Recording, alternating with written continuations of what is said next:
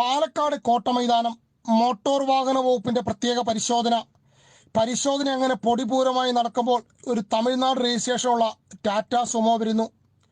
വാഹനത്തിനുള്ളിൽ ഇരിക്കുന്നത് ചില്ലറക്കാരനല്ല, additional government pleader, ഒപ്പം additional public പ്രോസിക്യൂട്ടറും. വാഹനം കൈകാണിച്ച് നിർത്തിച്ചു. ആരായാലും പരിശോധിക്കുമെന്ന ഉദ്യോഗസ്ഥർ. നോക്കിയപ്പോൾ വെണ്ടയ്ക്ക വലുപ്പത്തിൽ ഗവൺമെന്റ് ഓഫ് ഇന്ത്യ സ്റ്റിക്കർ, അതും മുന്നിലും പിന്നിലും. ഇത് നിയമലംഘനമാണെന്നും ഇളക്കണമെന്നും ഉദ്യോഗസ്ഥർ.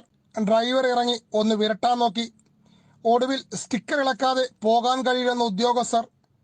പിന്നെയെല്ലാം ഇങ്ങനെയായിരുന്നു.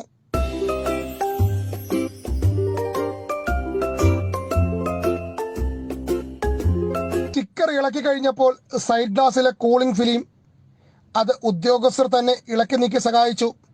ഒപ്പം 4250 രൂപ പിഴയും.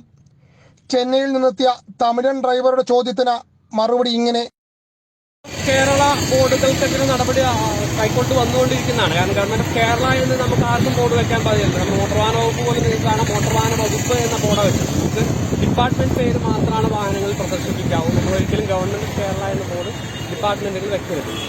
ഇന്ന് അവധി ദിവസമായിരുന്നത് കൊണ്ട് ഗവൺമെന്റ് ഓഫ് കേരള വണ്ടികൾ ഇല്ലായിരുന്നു.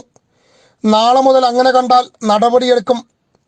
പത്രാസിന് വേണ്ടി വാഹനത്തിൽ സ്റ്റിക്കർ ഒട്ടിച്ചവർ ഈ വാർത്ത കാണുമ്പോഴെങ്കിലും ഇളക്കുക. ഇല്ലെങ്കിൽ നടുറോഡിൽ നിന്ന് മാനം പോകും, ഒപ്പം പണവും.